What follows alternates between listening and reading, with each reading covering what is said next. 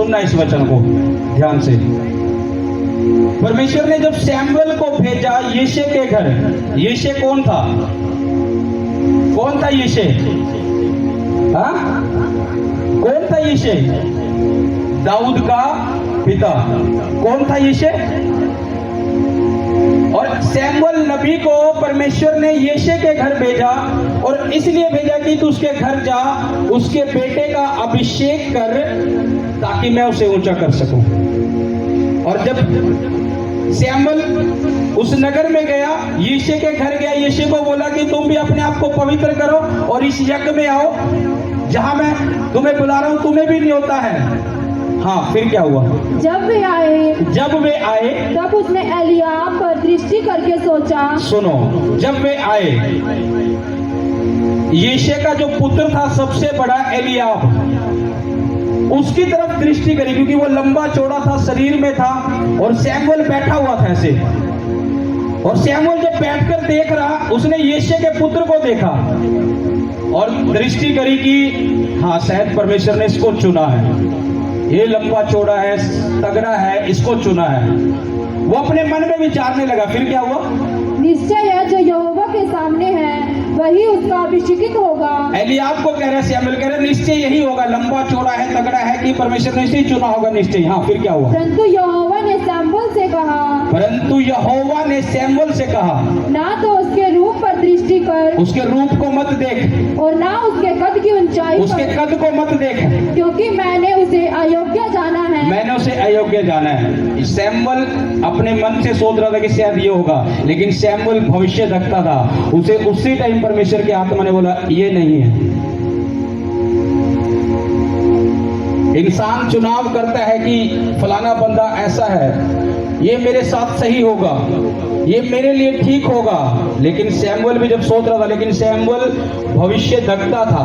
उसने देखा, उसी टाइम परमेश्वर की आत्मा ने कहा, इसके कद को मत देख, इसके रूप को मत देख, इसकी ताकत को मत देख, ये मैंने अयोग्य ठहराया है।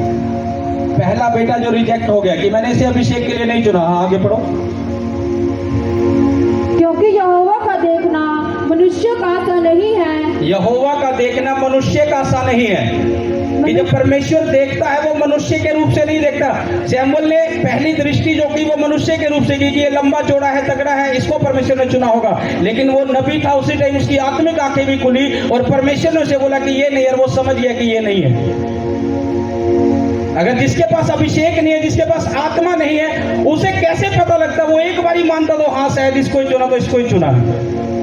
सैमुअल के पास अभिषेक भी था, आत्मा भी था, इसलिए उसे पता लगा कि एक बार संसारिक आंखों से देखा, दूसरी बार आत्मिक आंखों से देखा, और परमेश्वर ने आवाज दी कि ये नहीं है।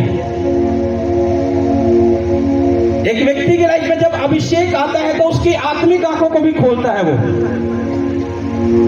उसे दिखने लगता है कि मेरे लिए क्या सही है, क्या नहीं है, मैं क्या करूं, क्या नहीं करी। वो अभिषेक के द्वारा उसकी आत्मिक आंखें भी खुलनी शुरू हो जाती है। और फिर क्या हुआ?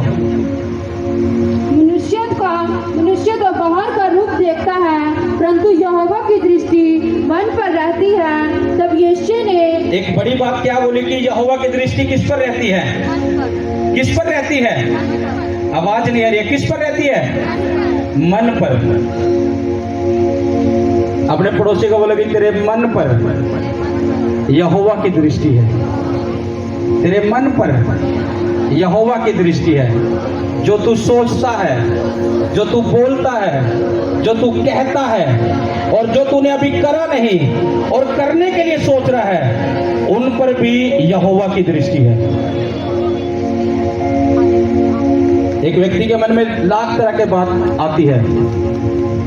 तुम्हारे मन में जो चल रहा है, तुम पाप कर रहे हो, तुम गुनाह कर रहे हो, तब भी परमेश्वर की दृष्टि तुम्हारे मन पर है। तुम भले काम कर रहे हो, तुम भलाई कर रहे हो, तब भी परमेश्वर की दृष्टि तुम्हारे मन पर है। परमेश्वर से हम छिप नहीं सकते। उसने कहा यहोवा की दृष्टि हमारे मनों पर है। यहोवा मनों को जांचता है। मन की युक्ति यहोवा ही के वश में है। उसने अपने बहुत से वचनों में ऐसा बोला है। एक जगह बोलता है मन सबसे धोखा देने वाली चीज है।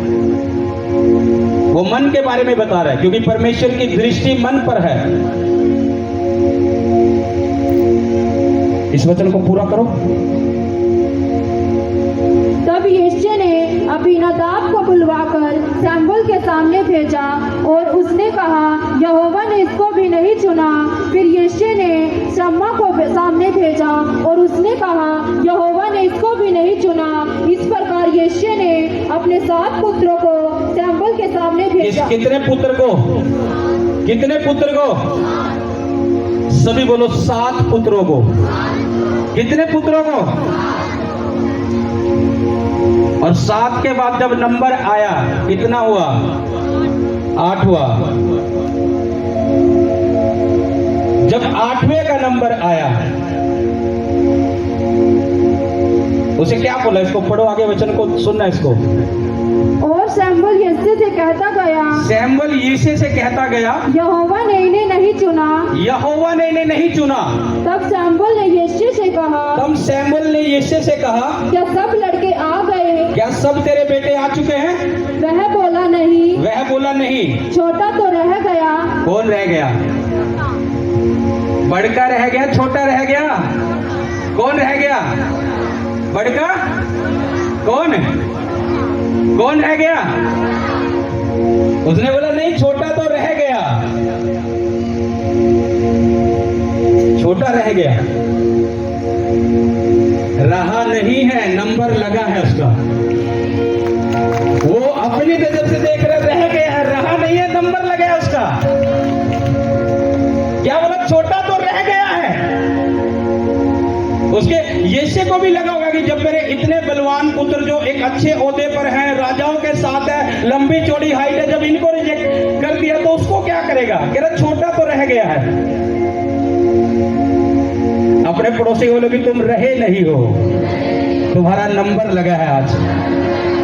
फिर से बोलो कि तुम रहे नहीं हो, आज नंबर लगा है तुम्हारा। क्या कह रहा है? इसे कह रहा छोटा तो रह गया है। परमेश्वर की खूबी है छोटे को उठाकर बड़ा बना देना और ऊंचा कर देना। छोटा रह गया, छोटा रहा नहीं, उसने छोटा को ही चुना है। चेक कर लेना, जब साउल को भी राजा बनाया था तो साउल भी सबसे छोटे गोत्र का था, अपने घर में भी सबसे छोटा था, और परमेश्वर ने उसे ही चुना और ऊंचा कर दिया। और जब दाऊद के पास गया शमूएल, क्या बोला? परमेश्वर ने उसके 7 पुत्रों को रिजेक्ट कर दिया। 7 के बाद नंबर लगा। यरीहो की दीवार के कितने चक्कर लगे थे? और 7 के बाद क्या हो गया था? नंबर लग गया था यरीहो की दीवार का। 7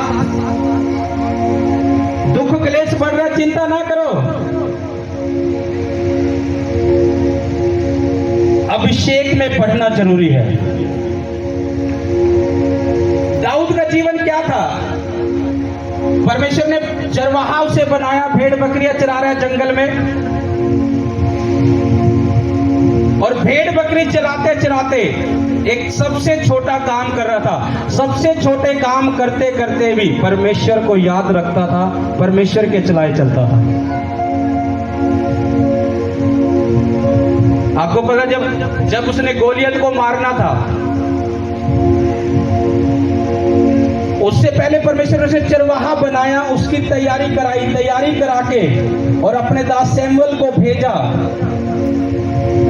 और उसे बोला कि यिशै के पास जा, उसके पुत्र का अभिषेक कर। ये नहीं बताया कि कौन से पुत्र का करना है, कह रहा उसके पुत्र का अभिषेक कर। शमूएल गया यिशै के घर, बोला अपने पुत्र को बुला। एक के बाद एक आते गए, 7 हो गए, कह रहे सब आगे, कह रहा नहीं एक तो रह गया है। फिर क्या बोला? पढ़ो।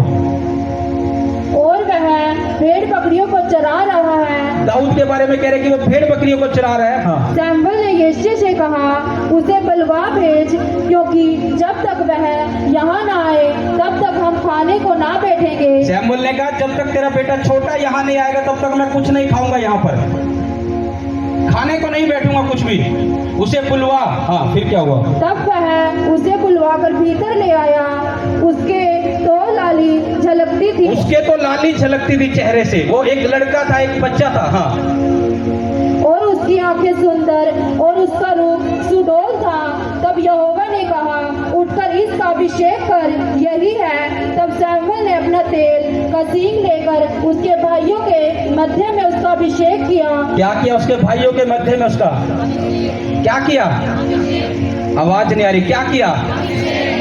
ऊंची आवाज से बोलो, क्या किया? किसके मध्य में? किसके मध्य में? उसके उन भाइयों के जो दाऊद को तुच्छ गिनते थे।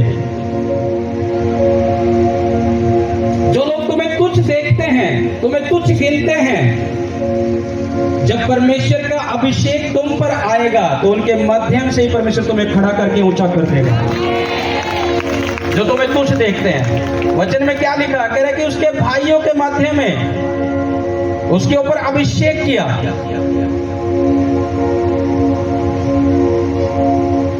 तुम्हारे हो सकता है अपने, तुम्हारे रिश्तेदार, तुम्हारे पड़ोसी, तुम्हारे फैमिली मेंबर हो सकता है तुम्हें तुच्छ जान रहे हो, लेकिन जब अभिषेक आता है तो उन्हीं लोगों के सामने ऊंचा कर देता है।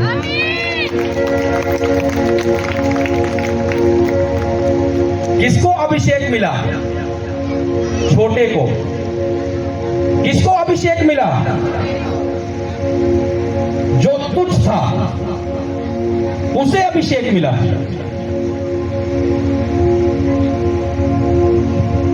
तुम्हारे अंदर एक बात खा रही होगी, मैं निकम्मा हूं, मैं कुछ नहीं कर पा रहा हूं, मैं छोटा हूं, मैं तुच्छ हूं। लेकिन आज मैं आपको बता रहा हूं, जब यहोवा का अभिषेक आएगा तो वो आपको ऊंचा कर देगा। आप तुच्छ नहीं रहोगे, फिर निकम्मे नहीं रहोगे, शर्मिंदगी में नहीं रहोगे।